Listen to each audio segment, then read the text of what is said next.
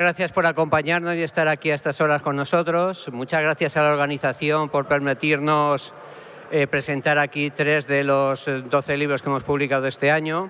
Y voy a empezar presentando a la mesa que me acompaña, a los actores, a Inma Ferrer, que es de Ontinyena,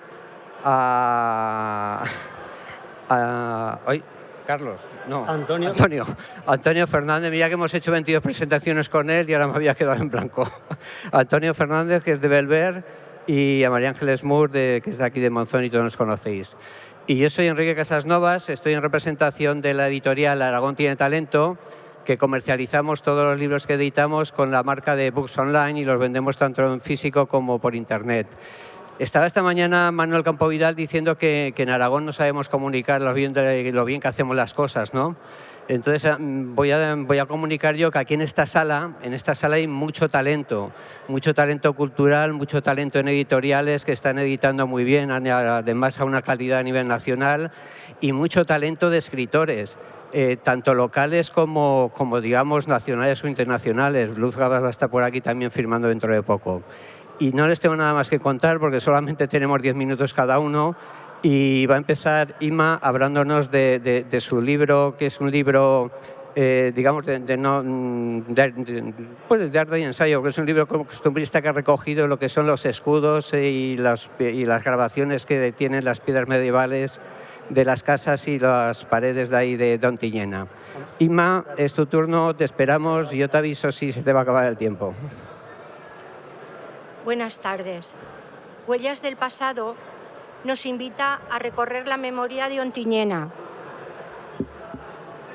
Huellas del pasado nos invita a recorrer la memoria de Ontinyena a través de documentos, edificios, la memoria oral y personas que nos precedieron. Entre ellas, Jaime I, el cual pasó en el castillo de Ontinyena 6 meses. Pablo Castellangas, otro personaje nacido en Ontinyena en 1843, nos dejó escrito lo siguiente: Ontinyena yace recostada sobre la falda de una colina en cuya cumbre existen las ruinas de un castillo que debió ser un fuerte durante la época de la Reconquista o un vigía del castillo de los templarios de Chalamera. Otra de las personas que tenemos que destacar es Mariano Angas. Mariano Angas nos deja un legado muy importante de su vida que transcurrió en la Cuba de principios de 1869. En 1976 se le da la Cruz del Mérito Militar y 4 meses después el Pasador con distintivo, y en el 76 es nombrado escribiente con el empleo de sargento. Recorriendo la memoria de todas estas personas, sabemos que Pablo Angas en el año 1875 escribió: al día siguiente nos dijeron había salido el rey para España y dirigimos rumbo a Barcelona, a cuyo puerto llegamos el día 10. Permanecimos fondeados unas 4 horas a la boca del puerto, sin entrar, porque nos dijeron que iba a marchar Su Majestad el Rey hacia Valencia en la fragata Navas de Tolosa. A las 4 elevamos anclas y marchamos escoltando a Su Majestad. Está relatando la vuelta a España del rey Alfonso XII. Otra de las personas que tuvo relevancia en la historia de España fue Juan José Catalán, escritor, poeta y dorador. Conoció a Francisco de Goya en la misma época que Ignacio Ramón de Roda y Pamias, nacido en Ontinyena y obispo de León, firmó el manifiesto de los persas a favor de Fernando VII. Aquí nos encontramos con 3 personas cuyos orígenes son de Ontinyena y están relacionadas con la corte. Josefina Tudó Catalán fue la segunda esposa de Manuel Godoy y es, según la historia, más conocida por Pepita Tudó, es la mujer que fue la modelo de los cuadros pintados por Goya, La maja desnuda y La maja vestida. Todo un orgullo para Ontinyena. como también lo es Áurea Cuadrado, una de las primeras mujeres feministas que nació en 1894. En el barrio de las Corts de Barcelona tiene una plaza dedicada. No podemos olvidar tampoco a otro personaje que nos dejó sus memorias escritas y muy detalladas de las guerras carlistas, en un documento que tiene las tapas de piel curtida a mano. Comienza en 1936 y dice textualmente en la primera página: salida de Madrid a campaña en el año 1836 a la expedición de Gómez a Andalucía. En estas memorias nos escribe el 25 de noviembre: latente necesidad de pan. El 14 de mayo, a las 4 de la mañana, se rompe el fuego de cañón. La división inglesa iba adelante y ganaron todas fortificaciones a Estirún. Al llegar aquí resistieron, entraron los ingleses primero y a nadie daban cuartel. Me gustaría hablar del corneta del general Prim, otro ontinyenense. El corneta del general Prim, en el Museo de Arte de Cataluña, tiene una foto realizada a lápiz grafito por Mariano Fortuny, que fue el reportero gráfico en la expedición militar. En la batalla de los Castillejos fue condecorado y tiene una medalla que conserva su familia. Ya en el año 1910, Pascual, ya situado en el pueblo y haciendo vida familiar, declaró tener 2 asnos, 6 cabezas de ganado y una cabra.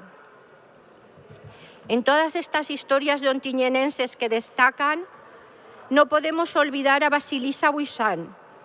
Fue profesora y estudió el lenguaje de signos, siendo llamada como candidata a dar clases a don Jaime de Borbón, hijo de Alfonso XIII. Quedó en segundo lugar, un gran mérito para una mujer en esa época. Desarrolló su carrera profesional siendo muy apreciada en Lérida.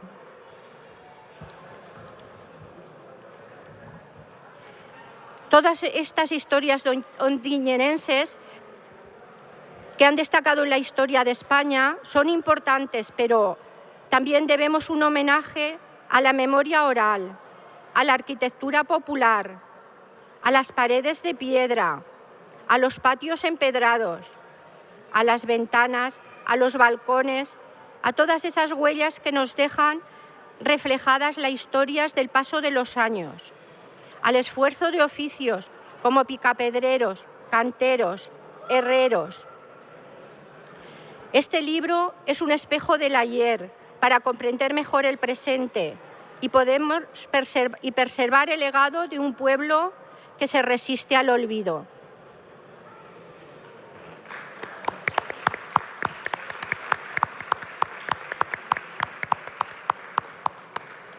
Muchas gracias, Inma. Estás, bueno, hasta nos ha sobrado minutos y todo.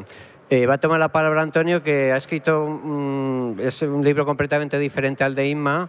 Ha escrito su primera novela la verdad es que no sé en qué género literario clasificarla. Él nos explicará porque es incluso novedosa en cuanto a clasificación de género literario. Bueno, Antonio, te dejo la palabra a ti. Buenas tardes, gracias por haber venido. En primer lugar, agradecer a la organización de la Feria del Libro Aragonés darme visibilidad a este libro y espero que, siendo el evento cultural del año en Aragón, siga por muchos años aquí en Monzón. Después, agradecer en primer lugar a la editorial Aragón Tiene Talento las facilidades que me dio desde el primer minuto para poder realizar mi libro y darle esa visibilidad que buscaba desde el principio. Hay más colaboraciones en el libro, empezando por la portada del libro, que está realizada por una persona de mi pueblo, por Jesús Ferrer, que es un aficionado a la fotografía y de profesión pescatero, para que os hagáis una idea de lo que es, ¿vale?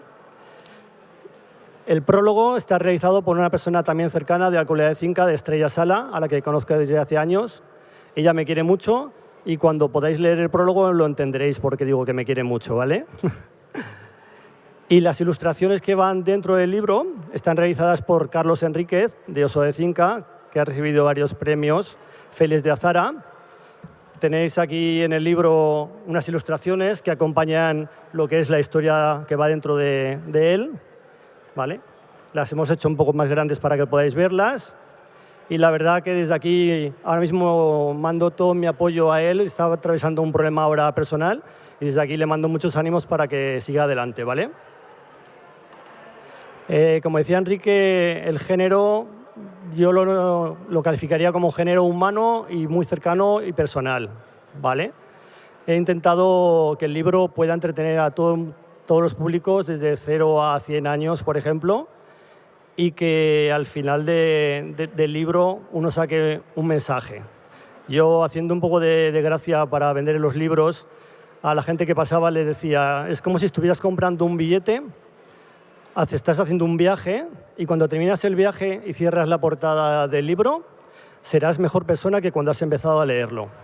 Se quedaban mirando así entre sí y digo, bueno, si ya lo eres, aún no serás mejor, ¿no? Pero bueno, es un guiño a la lectura y a la venta, pero en realidad sí que es verdad, que a lo que le pasa al protagonista tiene que tomar unas decisiones duras, como en la vida tomamos los demás, y que al final vas aprendiendo de que a veces aciertas, a veces te equivocas y es la vida misma. Por eso digo que es un libro de género humano y cercano, con palabras muy fáciles de entender y frases cortas para que al lector no se le haga muy largo.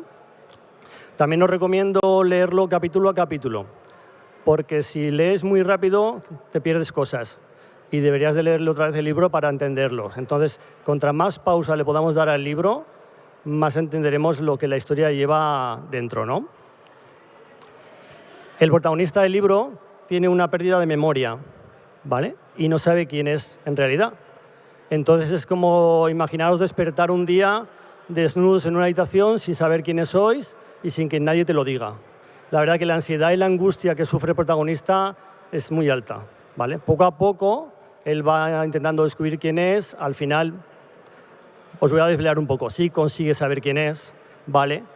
Y luego la historia da un giro repentino y lo que menos os va a importar es quién sea el protagonista, ¿vale? Sino simplemente la historia que lleva dentro y lo que ocurre dentro del libro. También os puede parecer que está realizada por dos autores. El que comenzó el libro se llama Antonio Fernández y el que lo acaba también se llama igual. Soy el mismo, ¿vale? Pero uno era en 2020 y ahora es en 2025. Y luego, pues las prisas de poder sacar el libro en la feria del libro del 23 de abril, pues hace que la trama se acelere. Le va bien a la historia porque él está leyendo un libro con mucha angustia porque el personaje no sabe quién es y de repente hace un clic y la historia se revoluciona. Los últimos capítulos los puedes leer muy rápidamente y tienes ganas de seguir, como una serie de Netflix que no puedes dejar de ver, ¿vale?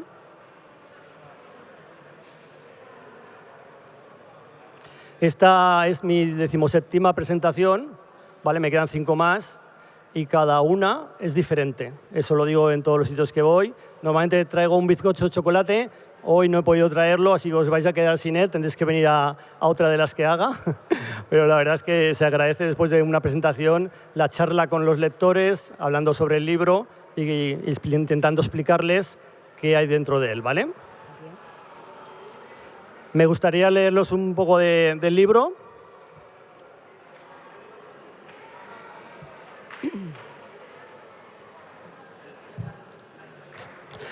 Antes de dejarme solo, María volvió a mirarme como la primera vez. Me enviaba paz y tranquilidad. Sus ojos reflejaban la luz hacia mí para bajar el temblor de mi cuerpo. Notaba cómo el latido de mi corazón bajaba el ritmo. Tuve la sensación de estar entre nubes de algodón. Ese cariño que me dijo una vez me hizo pensar que formaba parte de mi vida anterior, pero no sabía hasta qué punto. El destino te pone a prueba muchas veces, provocando que saques fuerzas de donde sea para sobrevivir. Eso es lo que estaba tratando de hacer desde el principio. Desperté. Mis sueños eran intensos, pero la mañana siguiente apenas podía recordar algo. Eran caras desconocidas, lugares que tampoco tenían nombres y sonidos extraños que me despertaban en la noche. Mi mente no paraba a intentar asociar todo ello para tener algo de fe en conseguir saber quién era en realidad. El no saberlo te provoca una ansiedad brutal y hace que los días pasen lentos como si no fuera a llegar la noche. Había perdido la noción del tiempo. Tenía que hacer algo. Volví a intentar gritar y moverme para hacer ruido. Esta es una de las partes donde el protagonista todavía no sabe quién es y está lleno de ansiedad, ¿vale? Y no sé el tiempo que me queda, pero este último minuto... Te quedan 3 minutos. ¿3 minutos? Vale, pues me sobran 2, que tenéis ganas de escuchar a María Ángeles también. Bueno, pues 2 cosas quería comentaros para el final. La primera, que al comprar este ejemplar del libro vais a aportar 1 euro a la lucha contra el cáncer. Es poquito, pero si vamos sumando los euros, al final conseguiremos acabar con esta maldita enfermedad que nos rodea cada día a todos nosotros, ¿vale? Y la segunda cosa que quería deciros es que si estoy aquí es por mi madre, ¿vale? Ella me dio la vida, me enseñó a ser como soy, ¿vale? Desgraciadamente ahora no puede estar contra nosotros y hay cosas que me llenan la cabeza y me gusta gritar, ¿vale? Y entonces, para despedirme, me gustaría gritaros a todos una cosa que piensas con el corazón y nunca la dices. ¡Viva la madre que me parió! ¡Viva! Venga.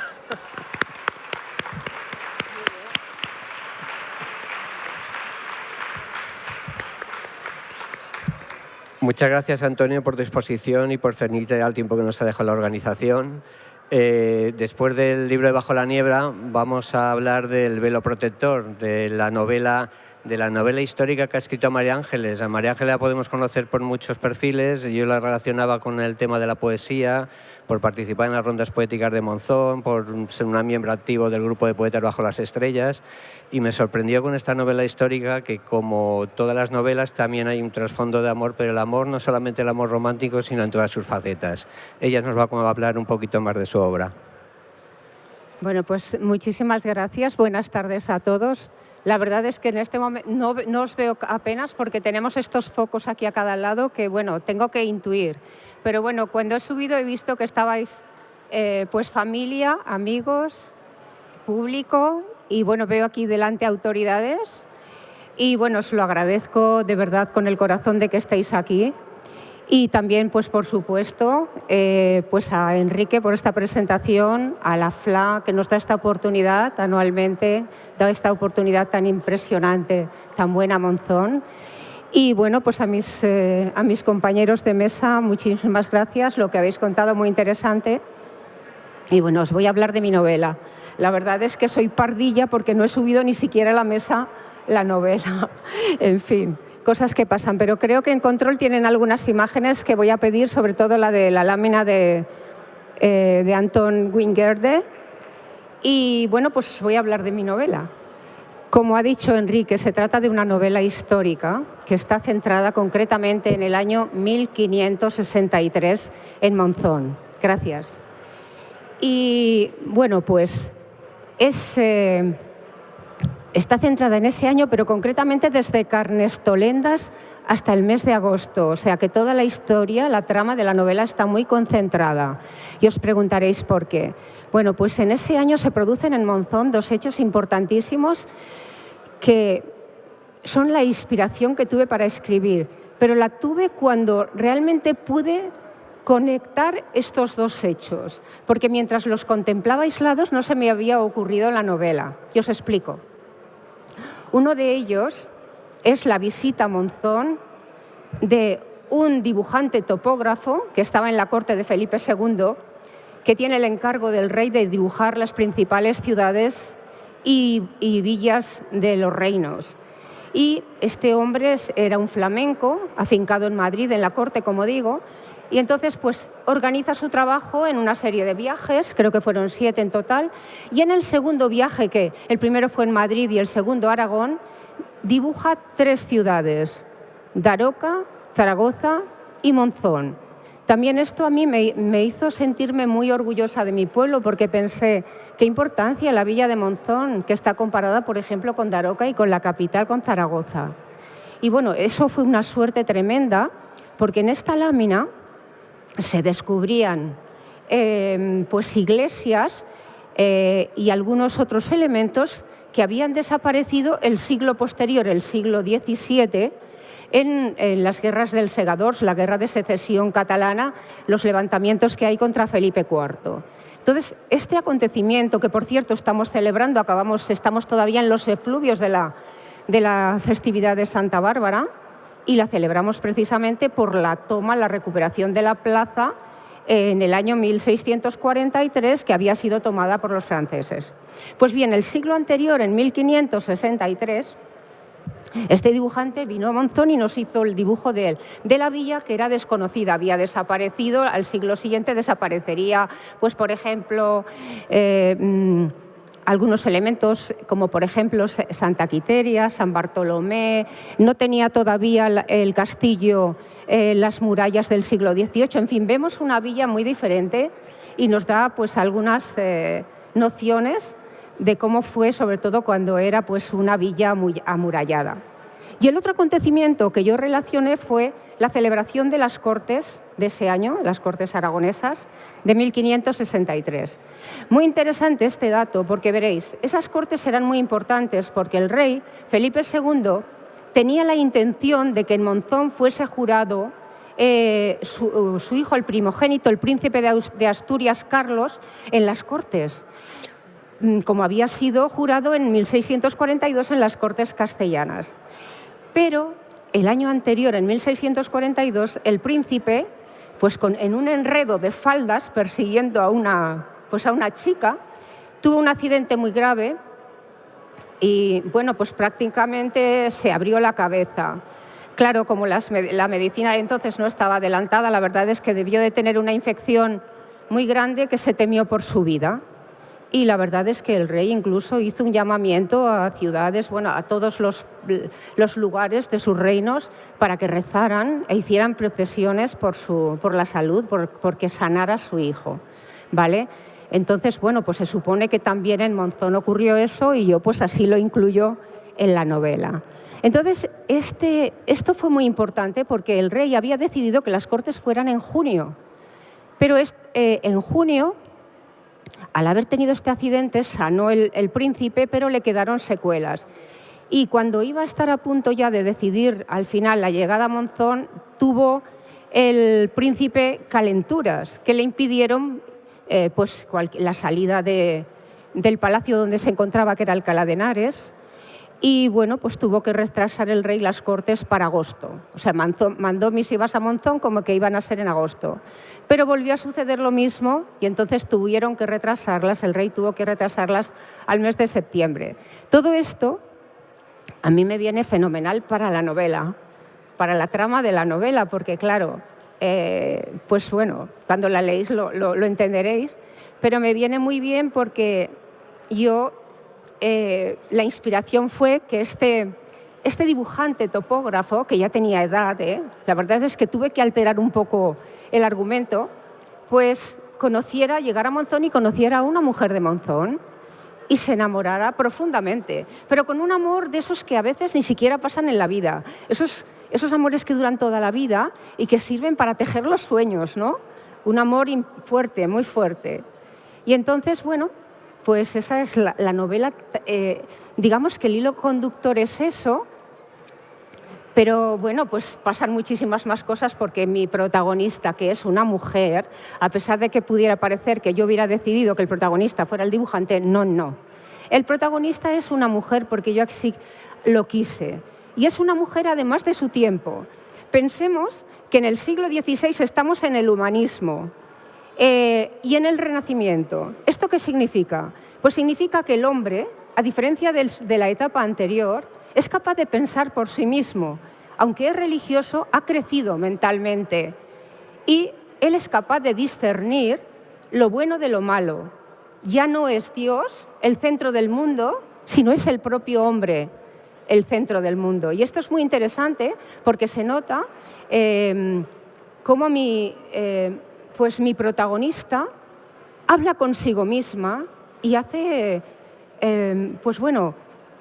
algunos comentarios para sí misma y algunas reflexiones que yo creo que son de interés. Y por otra parte, Es una mujer culta, no os lo puedo desvelar por qué, y es una mujer que recita a Hernando de Acuña y a Garcilaso de la Vega. Fijaos qué maravilla. Y pertenece a una clase social baja. Entonces, bueno, pues ya he desvelado que se trata de una novela histórica, pero además, para hacerla, para escribirla, tuve en cuenta uno de los documentos interesantes, a mi juicio, que nos aportó Francisco Castillón Cortada, que fue un censo de las parroquias de Monzón del año 1598, y en el que salen pues, las casas que había en Monzón, las familias, pero que aparte es un auténtico tesoro, porque no solamente te dice el nombre de la familia, sino que te dice el oficio de la familia y te aporta algunos datos de interés. Y sobre todo me sorprendió mucho el hecho de que en Monzón en ese año hubiera muchas viudas, muchísimas viudas. María Ángeles, nos queda un minuto. Nos queda un minuto, bueno, pues cerrando. Y otro de los documentos que he aprovechado es el manuscrito del reverendo prior Vicente Pilzano y Ezquerra, del siglo XVIII, de 1781, donde nos habla del Monzón incluso de antes de la Guerra de Secesión. Y eso para mí me ha servido muchísimo, para distinguir barrios en Monzón, para saber de sus monumentos. Y especialmente esta novela también es un homenaje no solo a Monzón, sino a aquellos lugares desaparecidos, como por ejemplo la iglesia colegial de San Esteban, ¿vale? Cuando los que leáis la novela lo veréis. Y algunos otros elementos desaparecidos que creo que les doy vida. Y bueno, es una novela que si yo os diría que podrían decir que es una novela paseada, porque mis personajes pasean por Monzón, se mueven de un sitio para otro, incluso en los paseos van pensando, ¿vale? Especialmente la protagonista. Y es una novela viajera, porque yo escribía un capítulo, lo imprimía y me cogía el coche y me iba a Binéfar a leérselo a mi amiga Pilar Fumanal, que se encuentra aquí, y a la que va dedicada, aparte de a mis padres y a mi hermano, la novela. Porque, bueno, pues le tengo mucho respeto y la verdad es que logré engancharla. Yo me daba cuenta que ella esperaba que le trajera el siguiente capítulo, con lo cual yo dije, pues bueno, tengo que terminar esta novela. Ella me dio los ánimos y, bueno, pues aquí la tenéis. Que yo creo... no. Y estamos fuera de tiempo. Y estamos fuera de tiempo, así es que nada. Muchísimas gracias por vuestra atención. Bueno, pues yo quiero acabar con 2 palabras, deciros que como editorial estamos muy contentos con el 2025, ha sido un año muy espectacular para nosotros, hemos editado 12 libros, 1 al mes, 6 de autores de aquí locales y 6 de autores del resto de España, de Madrid, de Valencia, de Burgos, y hemos traído hoy aquí para presentar pues Las huellas del pasado, Bajo la niebla y El velo protector, que son los últimos lanzamientos y de autores de aquí de la tierra. Comentaros un hecho que igual no lo sabéis, pero se comenta por el resto de España, se mira Aragón y se preguntan que qué pasa en esta tierra, que hay tan buena solera de autores y de escritores. Somos el punto de referencia literario para el resto de España, no solo en cuanto a escritores, sino que también se hacen cruces de cómo las editoriales que hay aquí, con lo pequeñitas que son, estamos ahí día a día sacando publicaciones, creando catálogos variados y sólidos, y también somos dignos de estudiar. Entonces, os invito a que podáis experimentar todos estos buenos productos y esa profesionalidad que los compañeros han traído aquí a la feria. Muchas gracias por vuestra asistencia.